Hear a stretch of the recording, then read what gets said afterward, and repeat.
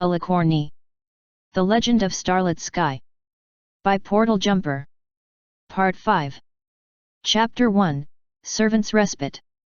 An acrid, sweet stench filled Sun's nose as the light from the teleportation faded, one that he immediately recognized from whatever knowledge Spike had imparted into him the night before. Looking down, he saw that he was now fetlock deep in murky, brackish water, or at least what he assumed was water. Wherever he was, it was as dark as night, and making the sudden shift from a well-lit morning left him dazed and nearly blind. "Silence, you there?" Sun asked in his head. "Come in, I could use some guidance here." He received no response, even as he began to feel the rhythmic pulsing in the back of his head that normally signaled her presence. The beat in his head was slight, more subtle than normal, as if the connection they shared was tenuous at best. "And I'm alone, figures," Sun groused to himself as he illuminated his horn. The silvery magic made for an adequate light, and when his eyes finally adjusted, he found himself in as alien an environment as he had ever been in. The water he was standing in was indeed murky, but in the presence of his magical light began to glow a faint teal green underneath him, with thin lines of light shimmering underneath the surface and tracing towards the numerous trees that surrounded him.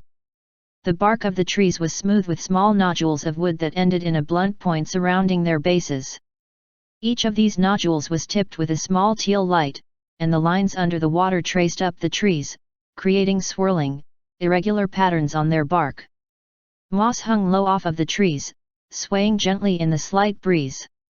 "It's better, at least, than being frozen or seared by the sun," Sun stated to No Pony. Noticing a small break in the tree line with a thicker band of lights running towards it, Sun started forward. The slosh of the water against his legs and the occasional snap of a branch pulling against his cloak were the only sounds that weren't inside his own head. He took time to mentally catalogue the various plants he saw around him, from small trees with white nodules of salt hanging off of their leaves to large plumes of grass that snagged on his cloak and cut against his skin when he got too close to them. He walked for seemingly hours, with only the lights in the water to guide his path, and after too long felt that he was getting himself lost following random strings of underwater lights. The non-stop beating in the back of his head was grating on his nerves as well, and he needed a place to rest his hooves. Noticing a small protrusion of land off of the path of lights, Sun went to the side to take a rest. As soon as he left the path of lights, they faded into the water, leaving him alone with the darkness and only his horn to prove that he wasn't lost in a stagnant void. "What are you playing at, Silence?" Sun muttered to himself. "You tell me to come out here on my own, and then you stop talking to me and expect me to just move on without a clue." "Hello?" a voice asked from behind Sun, one so small and demure that it almost wasn't there at all. Whipping around, Sun brightened his horn enough to see a figure pushing their way through the brush.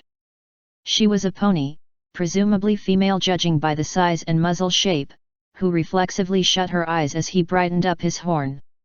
Her coat was a pale yellow, and her long, leaf and stick-strewn mane was a similarly pale pink color. "Who are you?" Sun demanded as he approached the stranger. "Turn that down, please," the mystery pony pleaded, shielding her eyes with her hoof. "You don't want the shifters to see that, do you?" "Answer the question," Sun reiterated, taking a few steps forward. "Who are you, and we'll go from there." "My name's Fluttershy, I live just a little ways away," the pony answered, sounding like she was on the verge of tears as she plopped down onto her backside. "Please, I just come here to collect moss." Feeling a twinge of guilt for having scared this pony so badly, Sun lowered the luminosity of his horn to just enough that he could still see Fluttershy. Peeking past her hoof with a big, dewy teal eye, she cautiously lowered her leg and scooted a few more feet back towards the tree line. "I'm sorry if I scared you, but I have to be careful," Sun said, sitting down where he was standing. "I'm not sure if I'm welcome here or not." "No pony's been welcome here for a long time," Fluttershy said, her words coming in between heaving breaths. "I thought I was the only pony that lived here, if I'm going to be honest." "There aren't any other ponies out here?" Sun asked, starting to feel a bit more worried. Not that I've ever seen, no, Fluttershy answered, eyes darting between Sun and the stand of trees to her left. Just little old Fluttershy, all by her lonesome in the swamp. Just as Sun started to apologize, Fluttershy bolted to the left, disappearing into the trees. Scrambling to his hooves, Sun darted after her, snagging his cloak on a few branches and falling face first into the swamp water as he chased after her. Wait, come back! Sun called, lofting his horn up to shine a light forward. He could just barely hear her hoofbeats echo away through his waterlogged ears, and stumbled upright as he ran after her, following both the lines of lights and the wake she was leaving. I don't have anything you want, just leave me alone. Fluttershy pleaded back. Please, I'm lost, and you're the only pony I've seen since I got here. Sun retorted. I know we got off on the wrong hoof, but you just startled me. If you're startled by me, then you won't last a second. Fluttershy's voice cut off, and Sun hoped that she hadn't gotten caught by any of the numerous underwater predators that he assumed were lurking off of the beaten path. He instinctually dimmed his horn at the very thought, and so didn't notice Fluttershy standing stock still in front of him until he had barreled her over and sent both of them plunging into the swamp. Sun and Fluttershy both surfaced with a gasp, and he turned to face his quarry. Look, I'm sore. He couldn't get his second apology out before Fluttershy slapped a hoof over his mouth, her gaze transfixed forward with pinprick pupils. Her whole body quaked, involuntary spasms that only seemed to be held in check by her sheer force of will. Turning to look where she was looking, Sun could understand why she was so frightened. Hovering above the surface of the water a few dozen feet off was a creature that Sun could only describe as a bug pony. It had a shiny black carapace that glinted and glittered in the dim light of his horn. Diaphanous wings on its shimmering teal back fluttered with such rapidity that he could only tell they were there by the low, droning buzz they let out. And topping it all off was a face dominated by two large, teal, compound eyes that shone with a slickness that made every facet shine like a gem. The creature buzzed and flitted about above the surface of the water, seemingly searching for something that it could not find. Sun's gaze shot over to Fluttershy, who slowly gestured backward with her head. Taking care to not make any extraneous noise, they slowly started scooting backwards through the water, Fluttershy keeping her hoof on Sun's mouth as he slightly lit his horn to light their retreat. It was with dawning horror that Sun saw the tracing teal lines in the water illuminate and trace towards the creature, who took notice and followed the lines all the way back to the pair of them. It let out a low, breathy hiss as it took notice of them, and Fluttershy leapt to her hooves.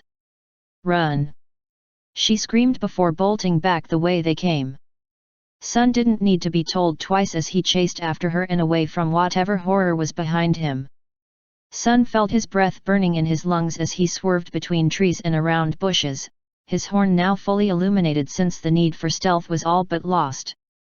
He was able to keep some pace with Fluttershy, but could see now that she was a Pegasus and was using her wings to help gain a little extra speed by beating them in time with her strides.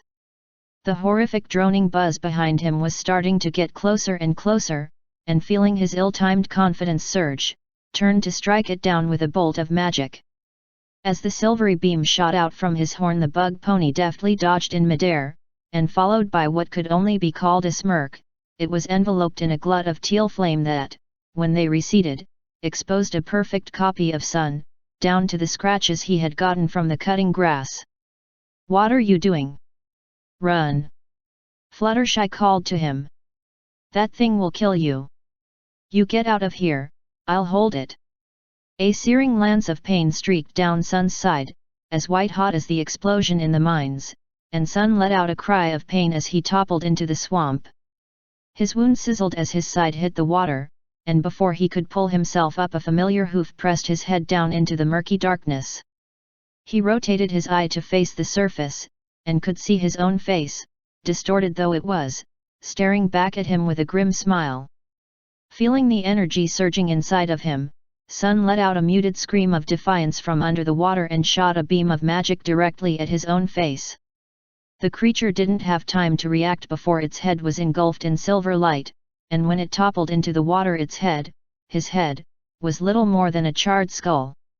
Spent for energy and feeling his side burning all the more acutely, Sun passed out in the murky darkness, the last thing he saw being the faint teal glow all around him. Fluttershy was, in a word, apoplectic.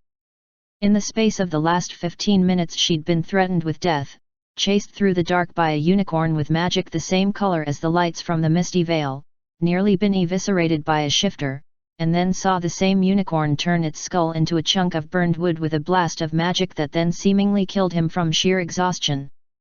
The only question she had left to ask herself is why she was hauling this unicorn's body back to her hut in the hopes that she could save his life. "Why can't you just leave well enough alone?" she whined to herself. "You have enough to take care of just by yourself, why didn't you just leave him in the swamp for the bugs and fish?" Fluttershy had been muttering this mantra and many others like it as she slogged through the water back to her hut, the baskets strapped to her haunches laden with healing flowers and roots as well as some heavy moss to bandage the unicorn's wounds with. She'd just have to explain to everyone else why she was late and why she had a stranger with her, both of which were conversations she didn't feel nearly confident enough to have yet.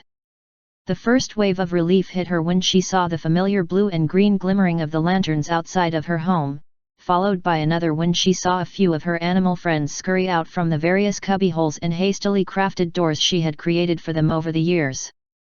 "Scale-tooth, could you get a space ready in the living room?" she gently asked to a 13-foot-long crocodile that waddled towards her. "We have a guest tonight, and he needs some healing." The crocodile let out a series of low hisses as well as clattering its jaw open and shut a few times. "I know it's unexpected, but today's been interesting, to say the least," Fluttershy answered. "If you do this for me, I'll make sure to catch you a big juicy catfish for dinner tonight." Seemingly sated, the crocodile let another low grumble out from the depths of its throat as it scuttled back towards the house. Several more of Fluttershy's animals followed in her wake, both pleased to see her and curious about the strange pony draped across her back. They chattered, chirped, hissed, and buzzed to each other in a cacophony that was starting to wear the single nerve she had left thin. "Everyone, I know this is weird," Fluttershy said as she turned about face in front of the rough driftwood door, "but we have a guest who needs his rest tonight, so if you all could go back to your hutches, hovels, and hives for the time being I would very much appreciate it. I promise I'll explain it all tomorrow, okay?" There was a general murmur of assent from the collected insects, mammals, and amphibians, who all hurriedly scrambled, hopped, and flew away as Fluttershy made her way inside, taking care not to knock the stranger's forehead on the frame. After what he had experienced, he certainly didn't need a blow to the head to complicate matters. A sweet smell of lemongrass pervaded the main living space of the hut, and in the center of the room where normally her work table was instead was a flat reed grass mat with a large pile of moss and feathers situated at one end. Scale-tooth was just finishing the last touches on the moss when he saw Fluttershy come in, scooting backward with a look of awaiting gratitude. "You did very good, thank you," Fluttershy said as she hefted the stranger onto the mat, keeping his wounded side up. She quickly rubbed the crocodile along his forehead before gently shooing him out the door, leaving her to the stranger. Taking care as she moved the burnt edges of the cloak away from his side, Fluttershy took a reflexive breath in, as she saw his side. The edges of the skin where the shifter's magic had hit him were curled back and blackened, while the underlying muscle was almost completely seared to the bone. Thankfully the heat had sealed the wound shut so that he wouldn't bleed out, but it was a very nasty injury that had a very high chance of getting infected after being submerged in swamp water. Moving around the hut with speed she normally only reserved for her animals, she quickly tied her hair back with some woven vines, grabbed up a few pastes made from the local flora in small earthen jars, and a huge pile of moss and got to work. Gently rubbing the paste into his wounds, she began to chant the old, familiar words that her father had taught her when he passed the old craft down to her. "From the earth comes life, from life comes pain, from pain comes wisdom, from wisdom comes age, from age comes death, and from death comes the earth." Over and over Fluttershy chanted the words to herself, rhythmically rubbing the pastes into his wounds, and as it had so many times before, the wound began stitch and heal itself. A soft squelch erupted from the wound as a spurt of blood hit the mat, being replaced by the salve as it created new muscle and skin to replace that which he had lost. Brushing any remaining paste off of her hooves and back into the jar, Fluttershy grabbed the moss and carefully layered it onto the wound. The salves would bind to it, and in a few hours her guest would be right as rain. With a sigh of relief, Fluttershy left the stranger on the mat, breathing slowly and rhythmically as her healing did its work. She had had a very stressful day, and tending to her animals would help put her nerves back together. Asterisk. A creaking of wood roused Sun, who slowly flipped upright, expecting to feel a biting pain in his side, but instead feeling a rhythmic, soft pulsing, like hooves gently massaging his skin. As his eyes focused up, he looked back to his wound and instead saw a sight that nearly made him vomit. Where he had expected to see raw flesh or some kind of bandaging, there was instead a grey-green, pulsating, slick mass plastered to the side of his body. It writhed and squelched in time with his heartbeat, and every pulse sent another small trickle of his own blood seeping out from underneath it where it was forming a small puddle. "Please don't scream, if you would, I just got the possums to sleep," a tiny, familiar voice said to his right. Whipping around, Sun saw Fluttershy, now more visible with the illumination from a small fire in a pit on the far side of the room.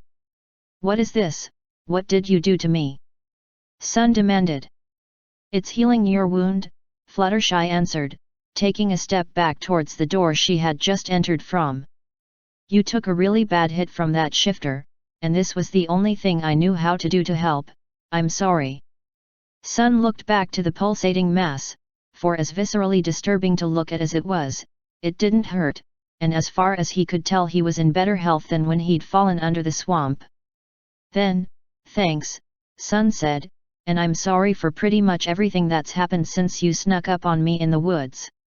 Fluttershy didn't say anything more, just stood by the door and did her best to avoid eye contact. "I'm setting sun, if we're gonna redo our introductions," Sun continued, trying to prompt her to speak. "You said your name was Fluttershy, right?" Fluttershy nodded her head weakly. Do you know how long this is gonna take?" Sun asked, gesturing to the mass on his side. "I have to get to the glowing wastes, it's important." Fluttershy's head shot up upon Sun mentioning his destination, and her knees started to shake in place. "You can't go there, no pony goes there," Fluttershy said, her breathing coming in sharp, short huffs. "The misty veil is forbidden." "Forbidden or not, it's where I'm going," Sun replied, bemused to get more of a reaction out of the now terrified Pegasus. "I have to find some pony there, and it isn't hyperbole to say that the fate of Equestria could very well hang in the balance here. Look, I don't know what this Equestria is, but you can't go out there," Fluttershy reiterated, this time more forcefully and punctuating it with a stamped hoof. "You don't know what Equestria is?" Sun asked back, rising to his hooves and narrowing his eyes. "You live in Equestria, every pony does." "I don't live anywhere called Equestria, I live in the magic flood swamp," Fluttershy countered. "Did you come from this Equestria?"